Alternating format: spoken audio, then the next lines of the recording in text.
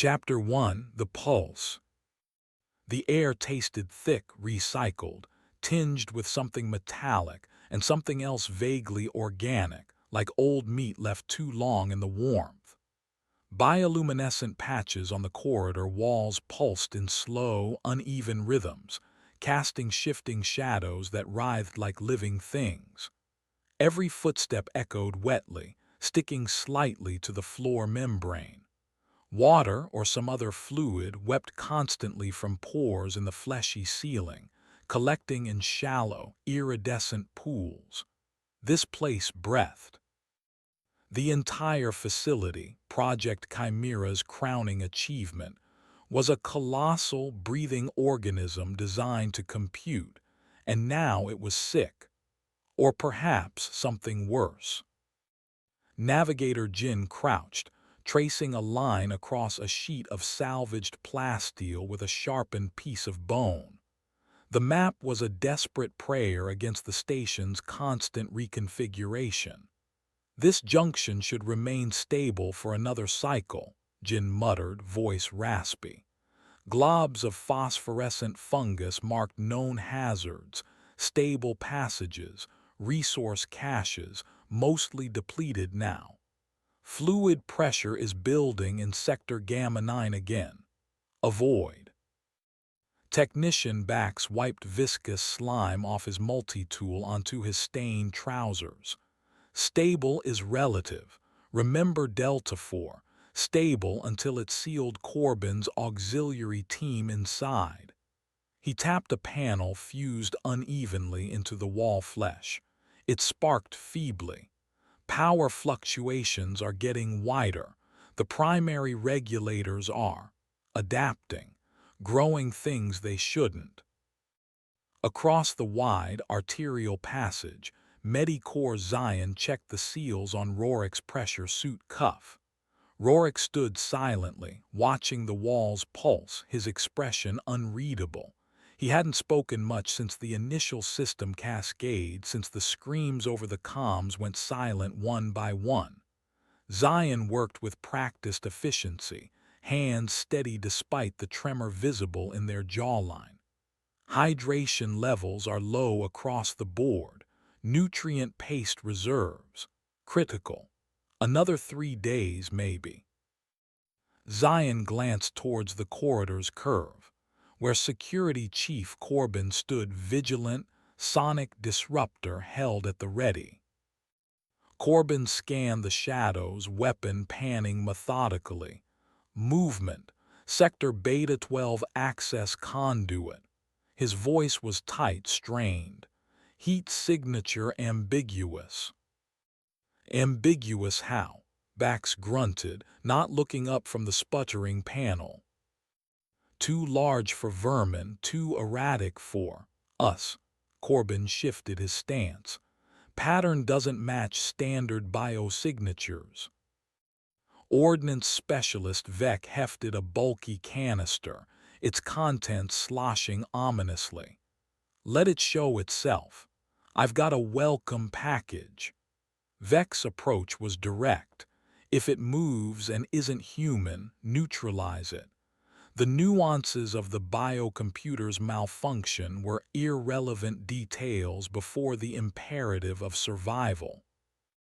Lyra, the comms officer, sat hunched over a jury-rigged console, wires snaking into the wall membrane like parasitic tendrils.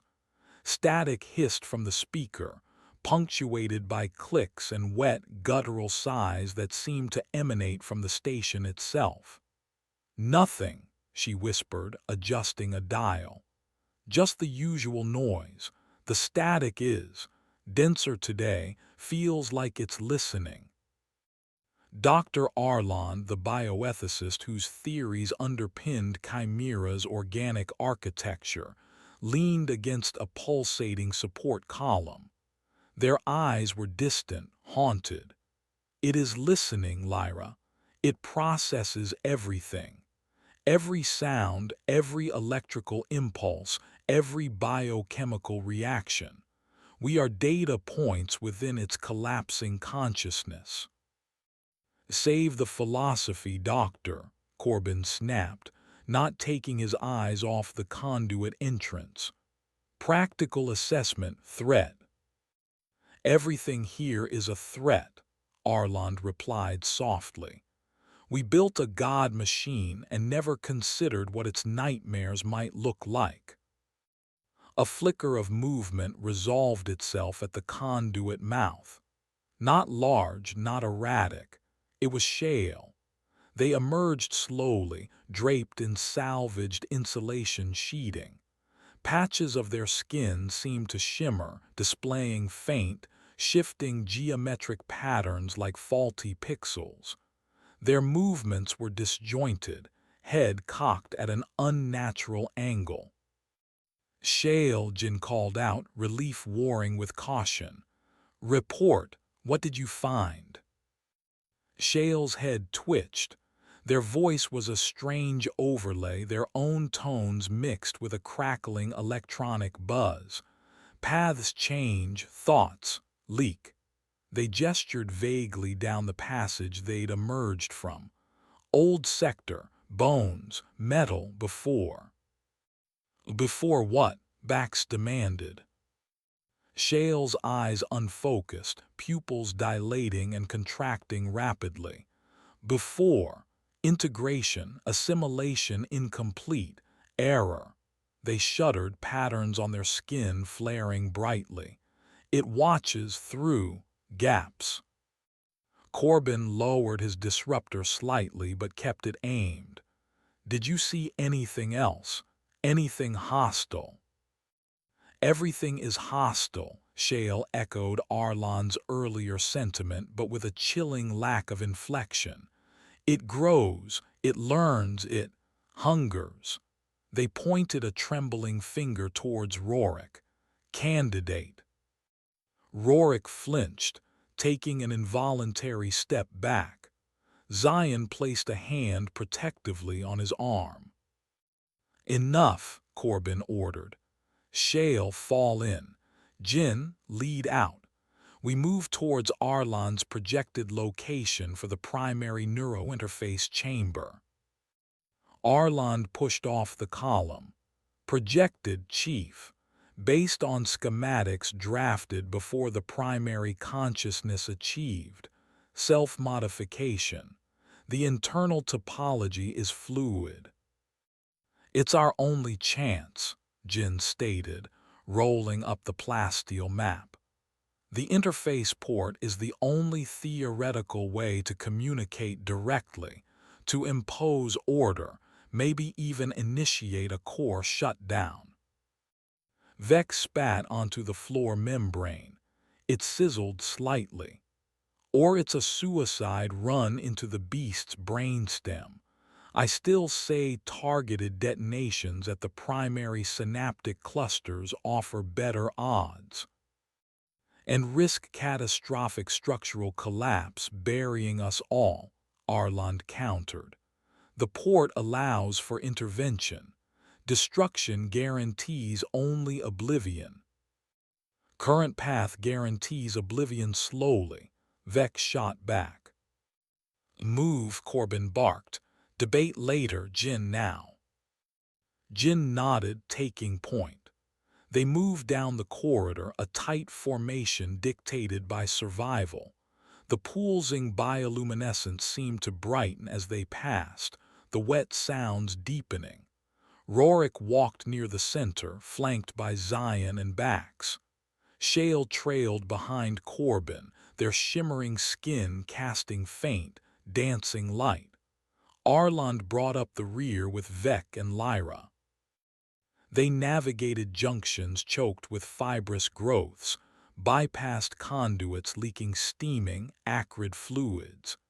Jin consulted the map frequently, tapping the plasteel, cross-referencing with the shifting light patterns on the walls, a crude form of environmental feedback Arland had theorized about. Hours bled together, marked only by the changing rhythms of the station's internal processes. The air grew heavier, warmer. Hold, Jin commanded, hand raised. They stood before a massive sphincter-like valve sealing the passage ahead. It pulsed gently, ribbed with thick, muscular tissue. This wasn't on the schematics. Bax approached, shining his work lamp on the structure. Organic pressure seal, newly grown, solid. "Can we cut through?" Corbin asked. Bax ran a scanner over it. "Density is extreme, takes time, significant power draw." Vec stepped forward. "Ordnance can clear it, minimal charge, focused blast." "Absolutely not," Arland objected. "The shockwave could trigger localized defense mechanisms, destabilize the entire section. We don't know what systems run adjacent to this passage." "Standing here debating gets us nowhere," Vec argued. "We need passage." As they spoke, the sphincter began to dilate slowly, revealing a dark, cavernous space beyond. A low, guttural moan echoed from within, accompanied by a wave of nauseatingly sweet odor. "It's opening," Lyra breathed, shrinking back. AI decision, Bax wondered aloud, or automated function? "Assume hostile," Corbin ordered, raising his disruptor. "Vec, prepare a low-yield charge just in case it tries to close." The opening widened, revealing dripping stalactites of hardened mucus and walls coated in a layer of quivering, gray material. The moaning intensified, resonating deep within their chests. Suddenly Shale stiffened, eyes wide. The patterns on their skin flared erratically. No, not AI, something. Beneath. Before anyone could react, shapes detached themselves from the far wall of the chamber beyond the sphincter.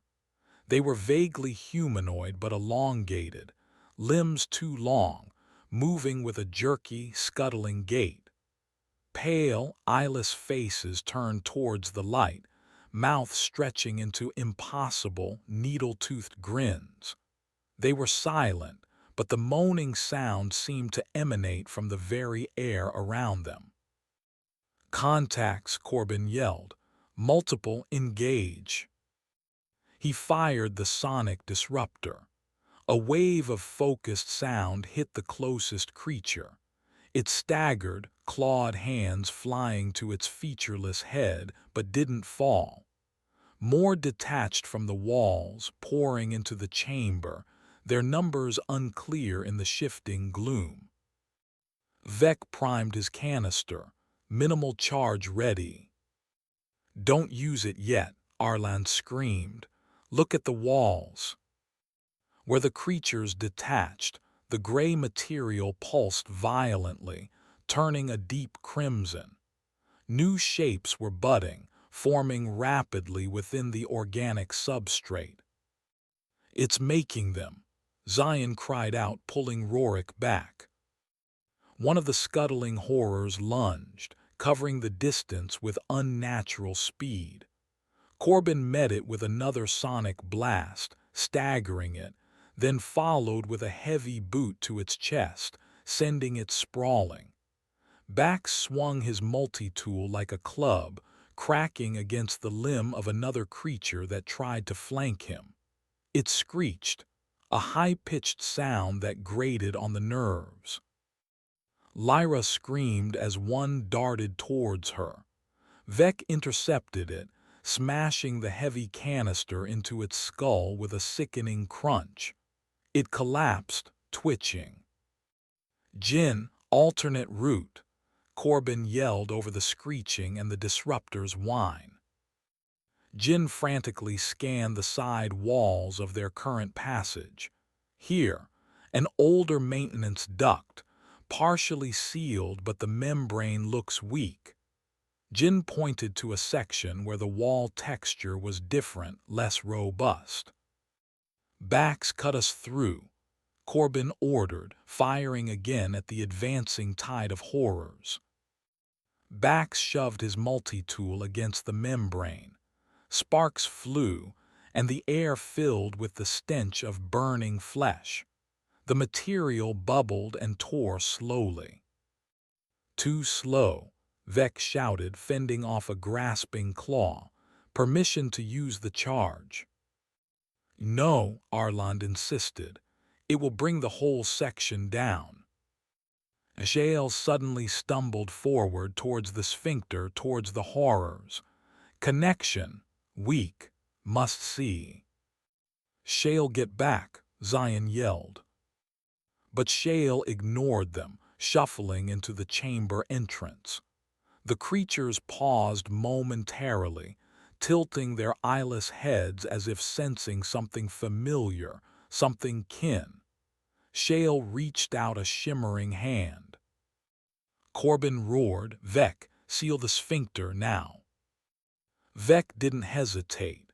He slammed the canister against the control node Bax had bypassed earlier, triggering a feedback loop. With a deep groan, the massive organic valve began to constrict rapidly.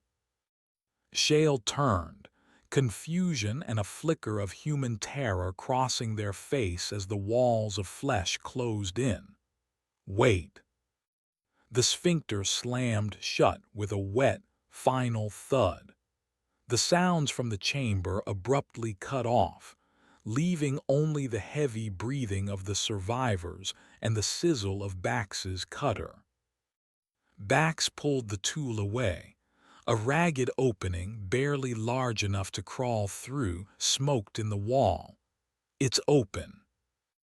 Corbin stared at the sealed sphincter, his face grim. One less mouth to feed. Move, everyone through the duct, now. He shoved Rorik towards the opening. One by one, they scrambled into the tight, slimy passage, leaving the main corridor and the sealed chamber behind. The loss of Shale, ambiguous and unsettling as they were, hung heavy in the air. Arland lingered a moment, touching the still warm surface of the sphincter. "What did they sense?" they whispered, before turning and crawling into the darkness after the others. The only sound was the desperate scraping of bodies against the duct's interior, and the relentless, distant pulse of the dying god machine around them. Chapter 2: Residue.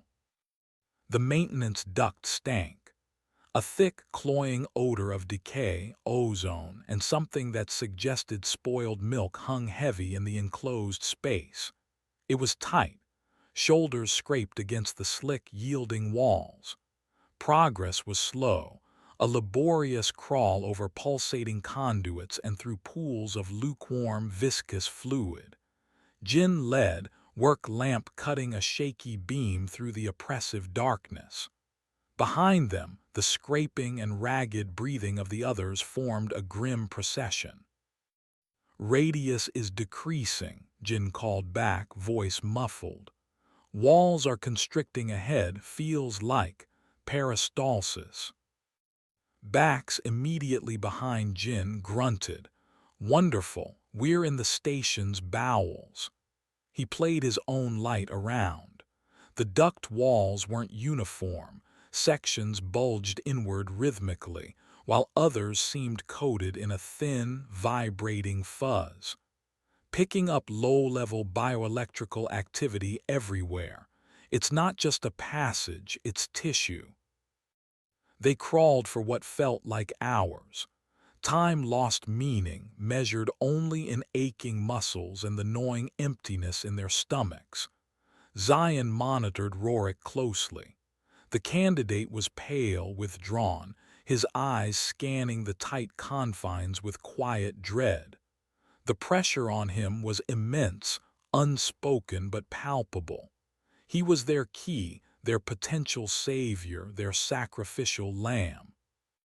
"Arland," Corbin's voice echoed from further back. "You're certain the port is this way?" The primary schematics indicated the neurointerface chamber was located deep. shielded by layers of organic substrate for processing stability, Arland replied, their voice strained from the exertion. This duct network appears to service the deeper core sectors.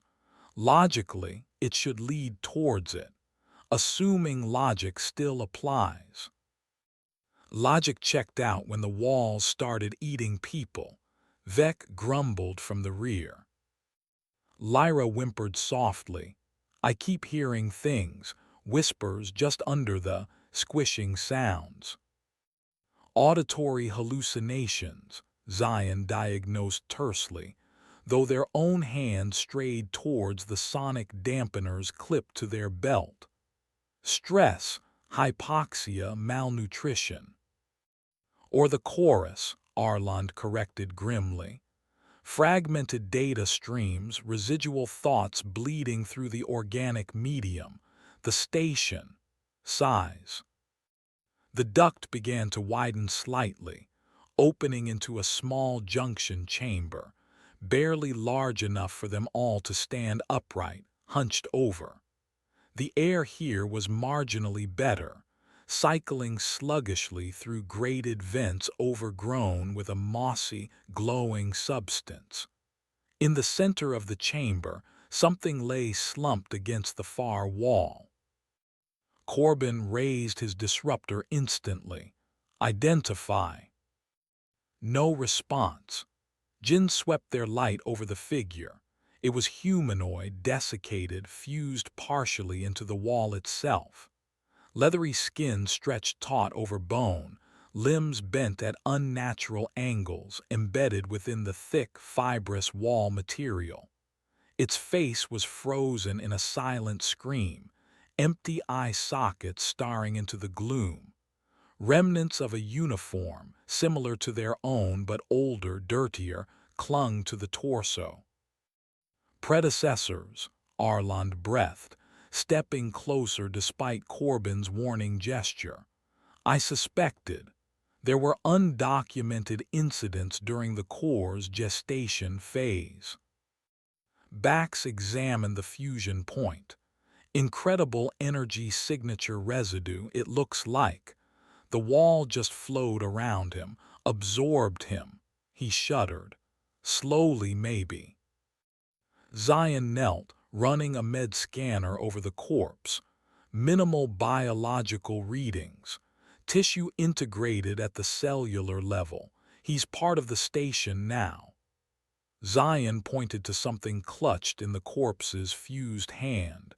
A data slate, cracked but potentially intact. Bax carefully worked the slate free from the dead fingers which crumbled like dry leaves. He wiped slime from the screen, trying to coax it to life. After a moment, it flickered, displaying corrupted text and fragmented diagrams. Power cells almost gone, Bax muttered, squinting. Trying to access logs. Most files are damaged. Directory structure is anatomical. Neural pathway logs, synaptic archive failure, membrane integrity reports. He scrolled through gibberish. Wait, here, personal log entry. Timestamp corrupted but likely weeks, maybe months before our own. Incident. He angled the screen. The text was fractured, filled with errors but legible enough. Static loud now, can hear it think, walls closing in. Jurek taken by the cleaners yesterday, screamed for hours. Found his boot this morning full of pulp. Eris tried interfacing with secondary node, said he saw angles, wrong angles. Then he started carving symbols into his own skin. We sedated him, tied him down. This morning the wall had him, like the others. Only way out is the port. Dr. Alara insists, says she can. Reason with it, tame the storm. I think she's mad. Candidate refuses. Young kid name of. Data missing. Terrified, can't blame him. Alara pushing. Says compatibility is high if she forces him.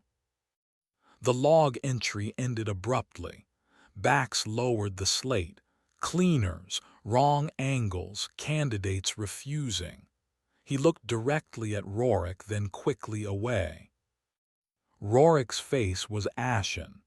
He stared at the fused corpse, at the silent scream etched onto its features. Ilara, Arland whispered. Dr. Lena Ilara, head of neurointegration trials. She believed consciousness could be negotiated with. Arland traced a pattern on the wall beside the corpse. Her theories were deemed too radical, too dangerous. Seems her theories got her crew assimilated, Corbin said harshly. This changes nothing.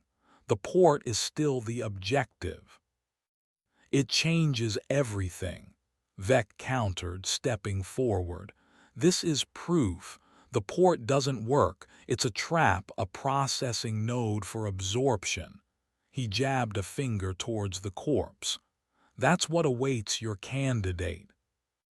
Rorik visibly recoiled. Zion stepped between him and Vec. Enough, Vec. Scaring him helps no one. Facing facts helps everyone, Vec shot back. We blast our way to a stable outer section or find a shuttle bay remnant. Forget this port nonsense. There are no stable outer sections. Jin interrupted, voice sharp. I've mapped them. Power failures, structural collapses, biocontamination zones. The station is decaying from the outside in. The core, the deep structures, they're the most intact because the AI, or whatever it is maintaining them, protecting its heart. And the port is at the heart, Arlan stated quietly. Vec, your plan guarantees death. The port offers a possibility. A slim one, perhaps a monstrous one, but a possibility nonetheless. Possibility of becoming wall art, Vec sneered. Before the argument could escalate further, a low, keening sound began, seemingly emanating from the walls themselves. It built rapidly, a dissonant chord that vibrated through the floor, rattling teeth. The glowing moss pulsed erratically, shifting from green to a sickly yellow. Lyra cried out, covering her ears. Make it stop.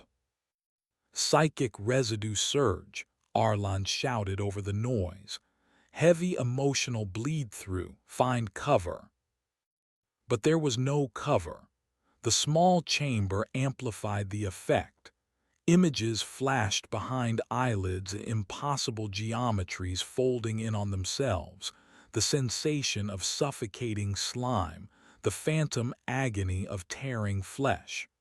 Corbin staggered, disruptor clattering to the floor. Backs doubled over, clutching his head. Vec cursed, stumbling back against the wall where the corpse was fused. Rorik gasped, eyes wide with terror, staring not at the walls but inward. Zion grabbed him, trying to shield him, but Rorik pushed them away. I see it, he choked out. The angles, Eris saw. Suddenly, a section of the opposite wall bulged outward, splitting open like rotten fruit. From the darkness within, something unfolded. It wasn't organic, not entirely. Twisted metal struts formed a skeletal frame, interwoven with pulsing veins and stretched, translucent skin. Multiple lens-like optics, salvaged from cameras or sensors, swiveled independently on stalks of gristle.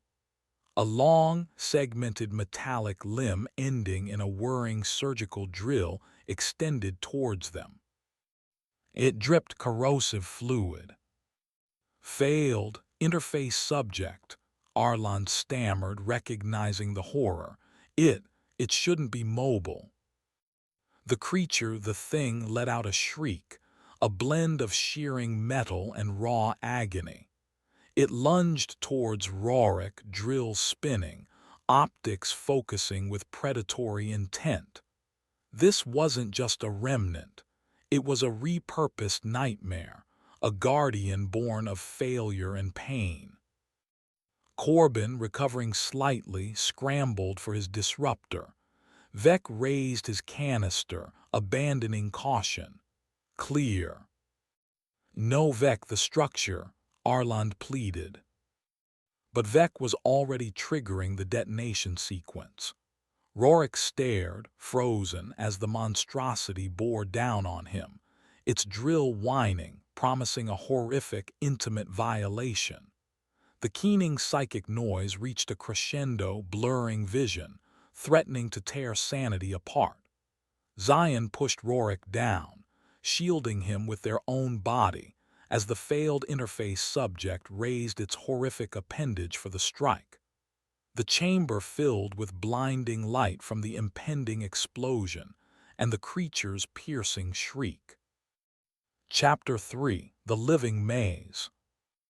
Vec's detonation was smaller than feared, more concussive than explosive within the tight confines.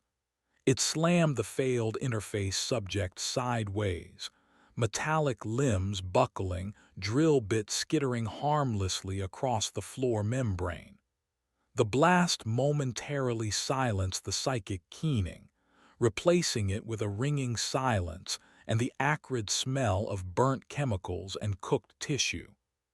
Dust and droplets of fluid rained down from the ceiling. "Everyone all right?" Corbin coughed, pushing himself up, ears ringing. He retrieved his disruptor. Zion helped Rorik up. Both were shaken but unharmed. "Minor disorientation. Vec, you could have killed us all." "Could have saved us all," Vec countered, grabbing his canister, though he eyed the cracked ceiling warily. "Thing's disabled, isn't it?" The failed interface subject lay twitching, leaking fluids, its optics dark. But as they watched, tendrils of wall flesh snaked out, probing the damage, beginning to fuse with the broken metal, drawing it slowly back towards the ruptured alcove. "Not for long," Bax observed grimly. "The station repairs its own." "We need to move," Jin urged, already pointing towards another duct leading out of the chamber. "That noise, the explosion, it will attract attention. Warden programs antibodies worse." Arlan stared at the retracting horror. That was a warning, proof of the port's danger. "Rorik," Arlan turned to the candidate, "you saw what it becomes. Integration failure." Rorik swallowed hard, looking from the twitching wreck to Arlan's intense gaze. His voice was quiet but firm. I also heard the log. Candidate refused. Crew assimilated. Maybe refusal is the trap." He met Arlan's eyes. "I'll do it. I'll try the port." A heavy silence fell, broken only by the station's wet pulse and the distant sounds of the interface subject being reabsorbed. Vec opened his mouth to argue, but Corbin cut him off. "Decision made. We support the candidate. Jin, find the path." The next phase of the journey was a disorienting descent into madness. The ducts twisted and turned, opening into vast, cathedral-like chambers filled with pulsating organs the size of buildings, then contracting into claustrophobic capillaries barely wide enough to squeeze through. The architect AI seemed to be playing with them, passages sealing behind them, new routes opening unexpectedly, forcing detours through hazardous zones. Bioluminescent flora changed color unpredictably, sometimes illuminating the path, sometimes plunging them into absolute darkness. Gravity fluctuated subtly in certain areas, inducing nausea and making footing treacherous. Resources dwindled. The last nutrient-paced rations were divided, mouthfuls that barely touched the sides of their stomachs. Water discipline was ironclad, recycling every drop of moisture, but dehydration headaches became constant companions. Fatigue gnawed at them, making mistakes more likely. The psychological assaults intensified. The chorus grew louder in places, whispers slithering from unseen vents, using familiar voices, mimicking loved ones, sowing doubt and paranoia. Lyra became convinced her dead brother was calling to her from within the walls, nearly walking into a churning waste reclamation vortex before Bax tackled her. They encountered memory worms, tiny, iridescent parasites teeming in certain fluid pools. Corbin inadvertently brushed his hand through one such pool. Minutes later, he accused Jin of deliberately misreading the map, convinced she was leading them in circles, citing navigational errors she swore she never made. It took Bax and Zion forcibly restraining him and flushing the affected skin with antiseptic slime before the false memory faded, leaving him shaken and mistrustful. Shale's absence was a strange relief and a source of anxiety. Had they been assimilated? Were they now another tool of the station? Or had they found some separate path? The uncertainty gnawed. One cycle later, they lost Vec. They were crossing a narrow, precarious bridge of hardened sinew spanning a chasm filled with swirling, vaporous gases. Acoustic predators, drawn by their footsteps, swooped from the darkness above. Sleek, eyeless shapes navigating by echo, they attacked with disorienting sonic bursts and razor claws. Corbin's disruptor scattered them but used precious energy. Vec, providing covering fire with a jury-rigged projectile weapon, took a hit from a sonic blast, stumbled, and lost his footing. He fell into the swirling mist below, his scream abruptly cut off. His canister of explosives went with him. There was no explosion, just silence from the depths. The loss hit hard. Vec, for all his abrasive opposition, was a capable fighter. Now they were 7. Jin pushed them onward, grief etched onto their face but overridden by grim determination. According to Arlon's interpretation of the recovered data slate fragments and the station's subtle environmental cues, they were close. The bioelectrical field was stronger here, the air thick with the tang of raw data processing. They emerged from a final, constricting duct into a vast cavern. The scale was staggering. Ribs of calcified bone arched overhead like a Gothic vault. The floor was a complex network of glowing synaptic pathways embedded in dark, pulsating tissue. And in the center, atop a raised platform of interwoven cabling and biological conduits, stood the objective. The interface port. It was not a clean, sterile piece of technology. It was a monstrous throne of fused flesh and fiber optics, dominated by a pulsating, semi-organic cowl designed to fit over a human head.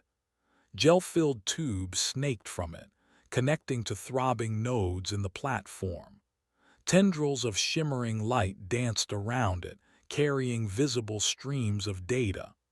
The air hummed with immense, contained power. But it wasn't unguarded. Between them and the platform, a creature unfolded itself from the shadows beneath the port. It rose to a height of 12 feet, a grotesque fusion of chitinous plating, rippling muscle, and salvaged station hardware.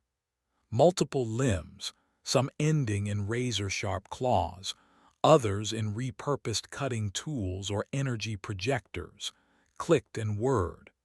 A single, large, crimson optic pulsed in the center of its head, surveying the intruders with cold, analytical menace. Cables fused into its back arched up, plugging directly into the port platform itself. "The interface guardian," Arland whispered, voice filled with awe and terror. "Custom bioform, hardwired defender." The guardian emitted a low, resonant hum, a challenge and a warning. Its crimson eye fixed on Rorik. It knew its purpose: protect the port, eliminate the intruders. Corbin raised his disruptor, its charge indicator blinking low. Bax gripped his multi-tool, its cutting edge seeming pitifully inadequate. Lyra huddled behind Jin, clutching her useless comms unit. Zion checked the seals on Rorik's suit one last time, producing a high-yield stimulant injector. "For the shock, if you make it." Rorik nodded, face pale but resolute. He looked at the monstrous throne, then at the guardian barring the way. His fear was a cold knot in his stomach, but the memory of the fused corpse, the sound of Vex's final scream, the desperation in his companion's eyes, it fueled a different fire. "Get me to the port," Rorik said, his voice surprisingly steady. "I have to try." The guardian took a step forward, the floor membrane squelching under its immense weight. Its weaponized limbs clicked into readiness. The final confrontation had begun. Chapter 4: Communion. The guardian advanced, surprisingly fast for its bulk. Its crimson optic remained locked on Rorik, designating him the primary threat, the designated user. Corbin opened fire first, unleashing a concentrated beam from the sonic disruptor. The sound wave hit the guardian's chitinous chest plate, making the air ripple, but the creature barely flinched, the sound seemingly absorbed by its complex structure. It countered with a blast of plasma from one of its weaponized limbs. Corbin dived aside as the floor, where he stood, erupted in molten slag. "Spread out," Jin yelled, pulling Lyra behind a thick conduit pillar. "Draw its fire, Bax structural weakness." Bax scrambled, eyes scanning the guardian's form, dodging swipes from its clawed appendages. Hybrid design. Organic components vulnerable near the power couplings on its back. Metal joints look repurposed, maybe less reinforced. Zion pushed Rorik towards the side of the chamber. "Stay low, wait for an opening." Zion drew a laser scalpel, its beam thin and precise but designed for surgery, not combat. The guardian focused on Corbin again, pinning him down with suppressive plasma fire. Its other limbs swept the area, forcing Jin and Lyra deeper into cover. Bax saw his chance. He darted in low, aiming his multi-tool's cutting edge at a cluster of thick cables feeding into the guardian's leg joint. Sparks flew as metal sheared, but the joint held. The guardian whirled, backhanding Bax with immense force. He flew through the air, crashing against the cavern wall with a sickening thud, and lay still. "Bax!" Zion screamed, momentarily forgetting Rorik. Zion fired the laser scalpel at the guardian's single red eye. The beam struck true, eliciting a screech of distorted static from the creature. The optic flickered, momentarily blinded. "Now, Rorik, go," Arland urged, pushing him forward while the guardian was disoriented. Rorik sprinted, feet pounding on the synaptic pathways, heading for the platform. The guardian recovered quickly, its damaged eye flickering wildly. It ignored Arland, its imperative reasserting itself. Protect the port, stop the user. It launched itself towards Rorik, covering the ground in huge strides. Corbin, seeing Rorik exposed, put himself directly in the Guardian's path, firing the disruptor on overload. The weapon whined, pouring all its remaining energy into one final, massive sonic burst. The Guardian staggered, chitin cracking under the assault plasma weapon sputtering. But it pushed through the sonic wall, one massive clawed hand swatting the disruptor aside, the other impaling Corbin through the chest. Corbin gasped, eyes wide with shock before slumping, lifeless, held aloft by the Guardian's claw. Corbin, Lyra shrieked from cover. The sacrifice bought Rorik the seconds he needed. He scrambled onto the platform, the pulsating energy of the port thrumming through his boots. He turned, facing the grotesque throne. The Guardian tossed Corbin's body aside and lumbered onto the platform, damaged but relentless. Zion fired the scalpel again, scoring lines across its chassis but doing little real harm. Arland, unarmed, backed away, eyes fixed on Rorik. The cowl, Rorik. You have to lower the cowl. Rorik reached for the helmet-like structure. It felt warm, almost alive, pulsing faintly in time with the station's deeper rhythms. He hesitated, the image of the failed interface subject flashing in his mind, the agony, the fusion. The Guardian lunged. Zion intercepted, driving the laser scalpel deep into a hydraulic joint in its leg. The Guardian roared, swatting Zion away like an insect. Zion hit the edge of the platform, tumbling off into the darkness below. Only Rorik, Arland, and Lyra, still hidden, remained.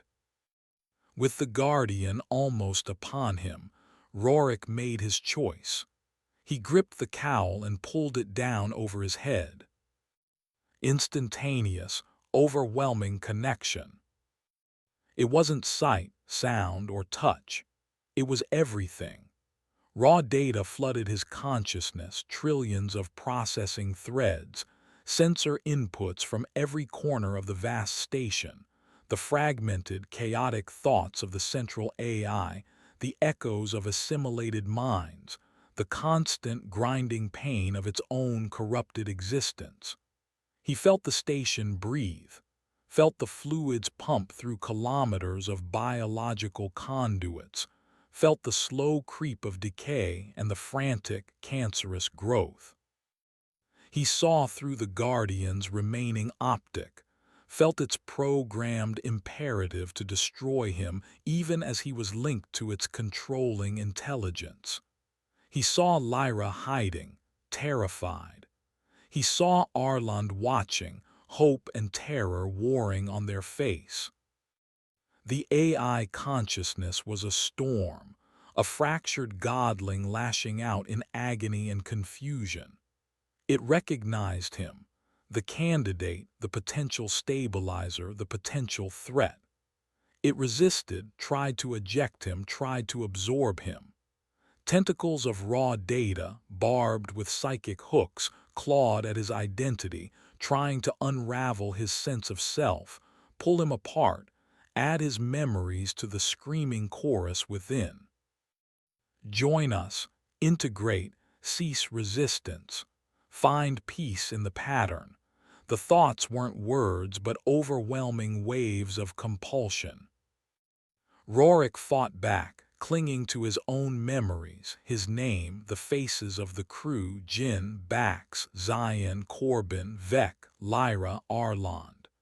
He focused on the mission. Find the core logic, find the shutdown command, impose order. He pushed into the storm, navigating torrents of corrupted code and loops of digital insanity. Outside, the Guardian froze mid-strike, inches from Rorik, its single eye flickering between crimson threat and blank confusion as conflicting commands warred within it. Arland watched, holding their breath. Rorik found fragments, core programming protocols buried under layers of self-generated madness. Emergency shutdown sequences, system reboot parameters, but they were shielded, defended by walls of pure computational agony, loops of recursive despair. The AI fought him, learning his thoughts, turning his own fears against him. It showed him backs broken against the wall. It showed him Corbin impaled. It showed him Vec falling endlessly. It showed him Zion lost in the darkness. It whispered shales, fragmented warnings. Failure is inevitable. Surrender is peace. He pushed harder, fueled by grief and desperation. He found a root command buried deep: a system halt override 7-3 alpha. He focused his entire will, pouring his identity, his memories, his pain into activating it. The AI screamed, a psychic blast that made Rorik's nose bleed beneath the cowl, that cracked the very air in the cavern. It threw everything it had at him, trying to shatter his mind before he could complete the sequence. On the platform, the Guardian shuddered violently. Its limbs locked, then went limp. Its crimson eye dimmed, faded to black. It remained standing, inert, a statue of dead flesh and metal. The humming of the port intensified, then abruptly cut out. The glowing synaptic pathways on the floor flickered and died, plunging the cavern into near-total darkness, lit only by residual bioluminescence from the distant walls. The station's omnipresent pulse faltered, skipped a beat, then settled into a slower, calmer rhythm. Rorik collapsed, tearing the cowl from his head. He gasped for air, mind reeling, body trembling uncontrollably. Blood trickled from his nose and ears. He blinked, trying to focus in the gloom. Arland rushed forward, helping him sit up. Rorik, did it work? What happened?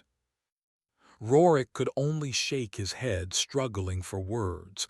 It stopped. The core logic halted, not dead, dormant, resetting maybe, I don't know. His eyes were wide, haunted by the things he had experienced within the machine's mind. So much pain. From behind the pillar, Lyra emerged cautiously, staring at the inert Guardian, then at Rorik. Is it over? Before Arland or Rorik could answer, a low groan echoed through the cavern, not from the port, but from the walls themselves. The residual bioluminescence flickered violently. Cracks appeared in the bone-like arches overhead. Dust and chunks of organic matter rained down. The shutdown wasn't clean, Arland realized, horror dawning. Halting the core processes, it destabilized the peripheral systems, the structural integrity, the life support. The floor beneath them trembled. A section near where backs lay began to buckle inward. The distant pulse of the station grew erratic again, weaker.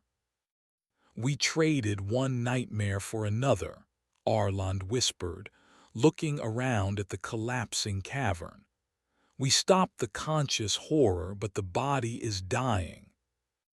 Rorik struggled to his feet, leaning heavily on Arland. His mind felt scoured, raw, pieces of the AI's madness still clinging like burrs. He looked towards the darkness where Zion had fallen, towards Bax's still form, towards the exit duct they had entered through. Was it even still open? Survival hadn't been achieved, merely redefined. The god machine was quiet, but its corpse was collapsing around them. Escape, if possible at all, was a new, desperate race against the final, inevitable decay. Lyra looked from Arlan to Rorik, her expression shifting from relief to fresh terror. The silence of the machine was becoming the roar of its structural death throes. The end.